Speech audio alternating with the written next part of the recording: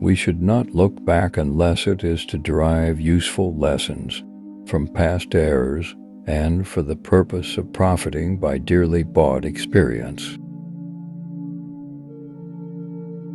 There is nothing so likely to produce peace as to be well prepared to meet the enemy. Let your heart feel for the afflictions and distress of everyone. I hold the maxim no less applicable to public than to private affairs, that honesty is always the best policy. Overgrown military establishments, which, under any form of government, are inauspicious to liberty, and which are to be regarded as particularly hostile to republican liberty.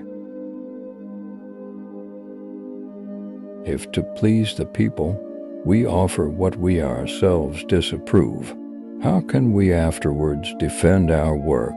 Let us raise a standard to which the wise and honest can repair. The rest is in the hands of God. The great rule of conduct for us in regard to foreign nations is in extending our commercial relations to have with them as little political connection as possible. It is substantially true that virtue or morality is a necessary spring of popular government. The rule, indeed, extends with more or less force to every species of free government. No punishment, in my opinion, is too great for the man who can build his greatness upon his country's ruin. Nothing is more essential than that permanent, inveterate antipathies against particular nations and passionate attachments for others should be excluded, and that, in place of them, just and amicable feelings towards all should be cultivated. Gentlemen, you will permit me to put on my spectacles, for I have grown not only gray, but almost blind in the service of my country. Be not glad at the misfortune of another, though he may be your enemy. Promote, then, as an object of primary importance, institutions for the general diffusion of knowledge. In proportion as the structure of a government gives force to public opinion, it is essential that public opinion should be enlightened. Anything will give up its secrets if you love it enough. Not only have I found that when I talk to the little flower or to the little peanut, they will give up their secrets, but I have found that when I silently commune with people, they give up their secrets also if you love them enough. Strive not with your superiors in argument, but always submit your judgment to others with modesty. It is absolutely necessary for me to have persons that can think for me as well as execute orders. No people can be bound to acknowledge the invisible hand which conducts the affairs of men more than the people of the United States. Every step by which they have advanced to the character of an independent nation seems to have been distinguished by some token of providential agency. A bad war is fought with a good mind. A slender acquaintance with the world must convince every man that actions, not words, are the true criterion of the attachment of friends. Individuals entering into society must give up a share of liberty to preserve the rest. The basis of our political systems is the right of the people to make and to alter their constitutions of government.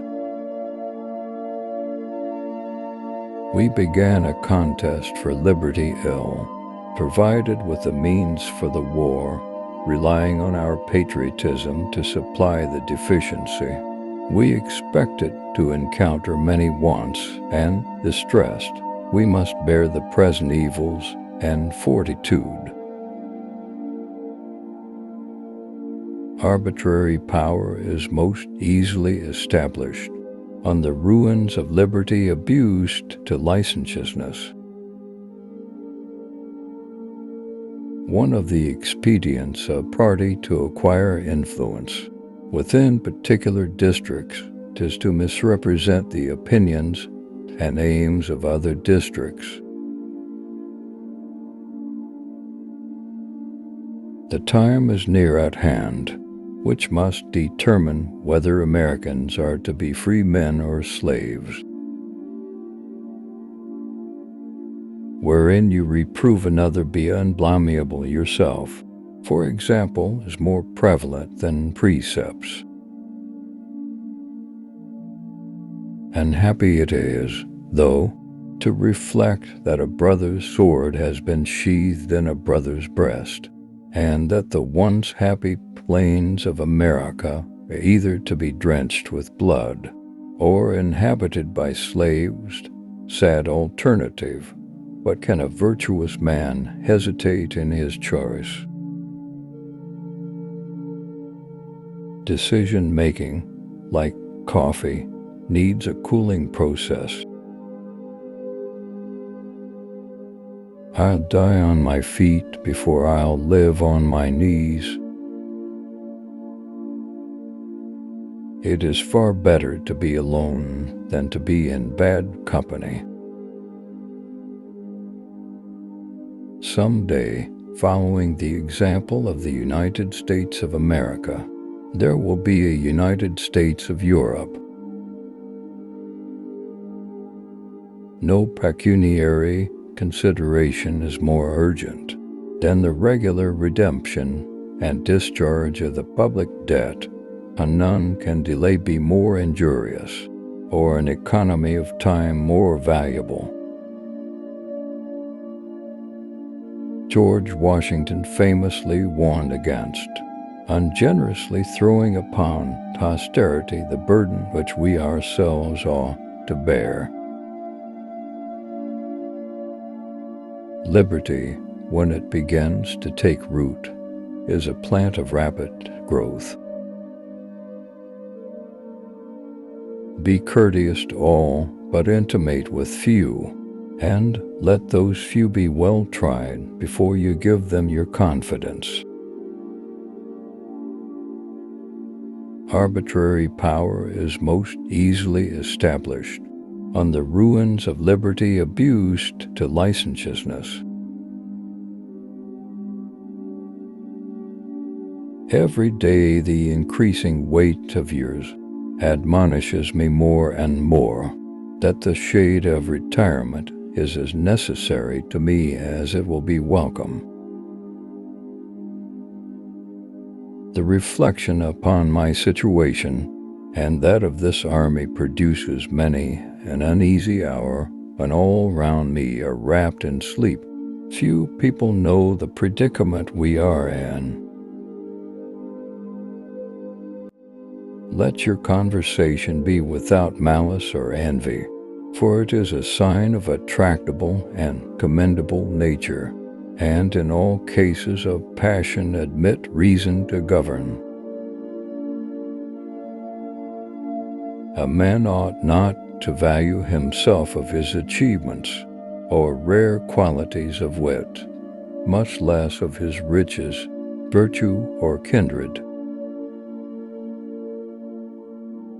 Interwoven as is the love of liberty with every ligament of your hearts, No recommendation of mine is necessary to fortify or confirm the attachment. The great mass of our citizens require only to understand matters rightly, to form right decisions. If the cause is advanced, indifferent is it to me where or in what quarter it happens. It is better to be alone than in bad company. Harmony, liberal intercourse with all nations are recommended by policy, humanity, and interest. We should not look back unless it is to derive useful lessons from past errors and for the purpose of profiting by dearly bought experience.